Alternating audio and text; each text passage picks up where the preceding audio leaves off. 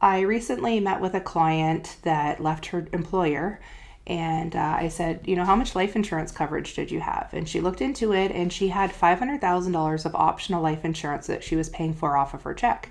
And I said, okay, so in addition to that, what else do you have? Well, it turns out she didn't have any mortgage insurance and she didn't have any of her own life insurance that she owned. And I said, well, if something happens to you, what sort of things would you want to have covered? I know it's not a warm and fuzzy thing to think about or to talk about, but making sure that your mortgage, your vehicle, and some other expenses are paid off, is that important to you? And she said, definitely.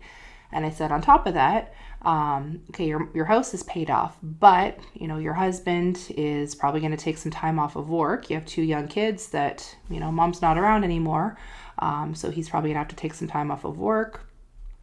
Some kids require counseling when a parent is lost, and then there's also the income replacement because your husband's probably not going to work as much.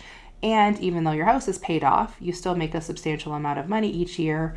Making sure that there's some income replacement available is something that you might want to look at.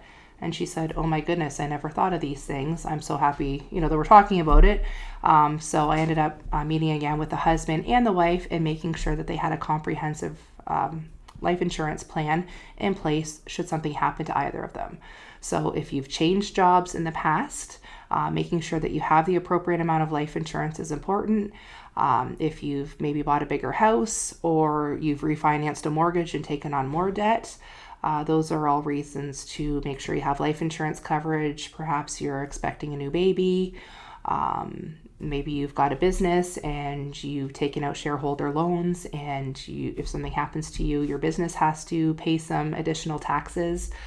Those are all reasons to speak to somebody about your life insurance plan.